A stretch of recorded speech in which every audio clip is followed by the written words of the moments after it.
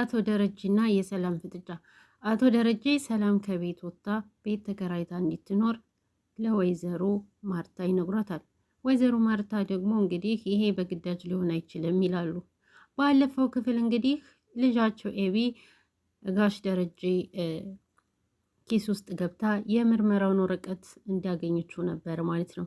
ያም ቢሆን ግን ዳጣ ደርሳባት ዳጣ የተፈጠረ ያልተፈጠረውን ነገር ቀበጣጥራ ወረቀቱን ቀምታት እሳት አደጋ ተፈጠረ እያለች ሂዳለች ማለት ነው።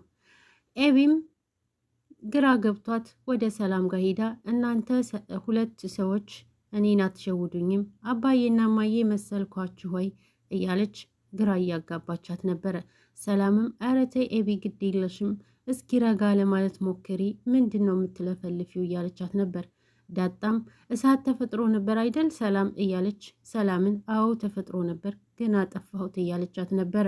እኔ ላይ ሙድ ለመያዝ አትሞክሩ እያለች እየተነጫነጨች ነበር። እንግዲህ ኤቢ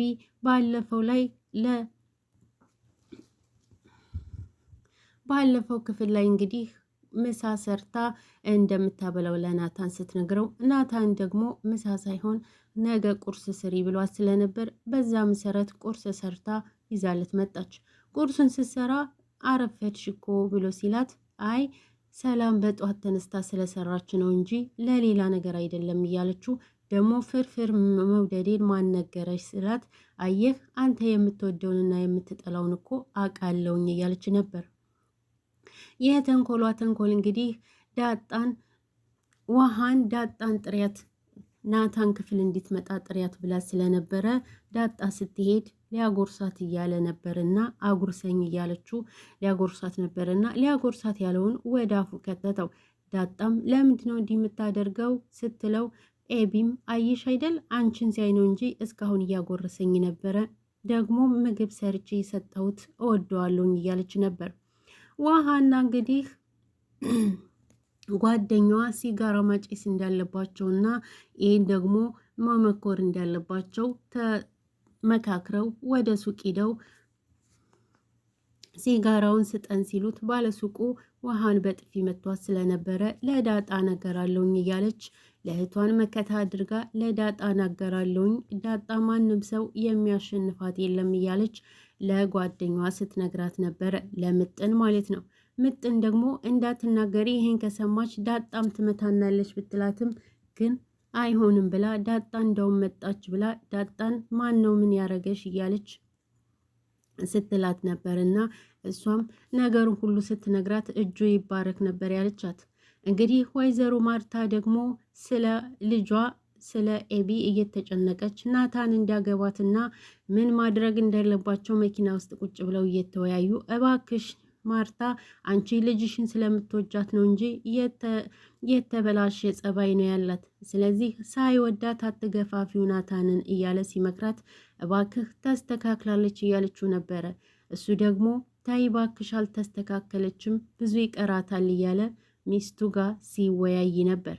እሷም ለካ ኤቢ ማንም የሚረዳኝ የለም ያለችው እውነቷን ነው፣ እየተረዳናት አይደለም። እኔ አይሆንም እንጂ ልጄን ስለ እሷ ነው የማስበው፣ ሁሌ እኔ ጋ ብትሆን ደስታዬ ነው እያለች ስትጸጸት ነበረ።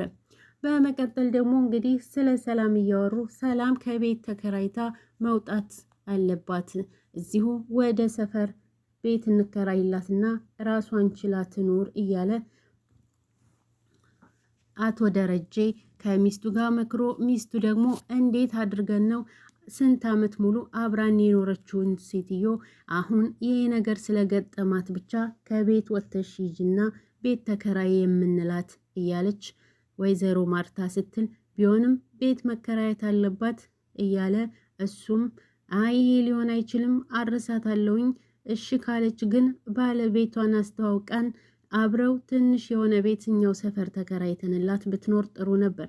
እሱን ደግሞ ማድረግ አትፈልግምና እባክህ አትወጣም ከቤት እያለች ብትማጸነውም እሱም ግን አይ መውጣት አለባት የራሷ የሆነ ቤት መኖር አለባትና ከዚህ ከቤት ወጥታ መቀመጥ አለባት እያለ አቶ ደረጀ ወይዘሮ ማርታ ላይ እያንባረቀባት ነበረ።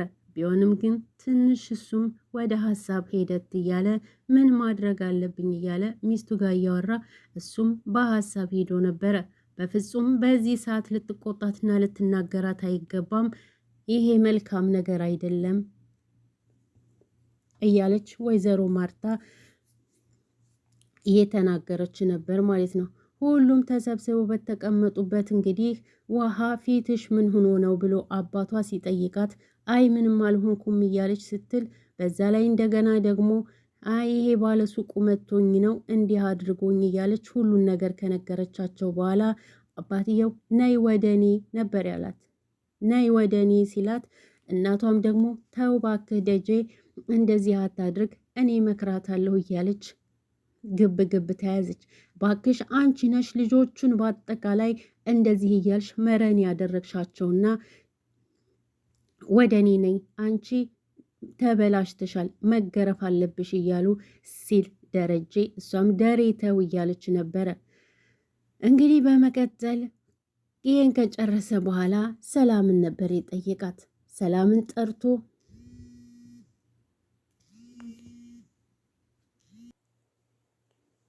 እንግዲህ አቶ ደረጀ ከወይዘሪት ሰላም ጋር ሲያወሩ እባክሽ ከቤት ውጭና ቤት ተከራይተንልሽ ኑሪ ሲሏት ይሄ በፍጹም ላደርገው አልችልም እያለች ሰላም እያለች ነበረ። ለምን ብሎ ሲላት አታውቅም ወይ እዚህ የተቀመጥኩበትን እያለች ነበረ። ይህንን አታውቅም ወይ እዚህ የተቀመጥኩበትን እንዴት ትለኛለህ እንደማታውቅ የት አለች ልጄ እያለች የልጅነቷን ጥያቄ እያነሳች ነበር ማለት ነው። አቶ ደረጀም እንግዲህ በእንባ እየታጀቡ እያለቀሱ ነበረ። እንግዲህ ሀቁ ሊወጣ ሰላምም ዳጣን ልጇ እንደሆነች ልታውቅ ይመስለኛል። እሳቸውም እያለቀሱ ስለነበረ በአግርሞት እያየቻቸው ነበር። ልጄስ የልጅነት ጥያቄ እየጠየቀቻቸው ነበር።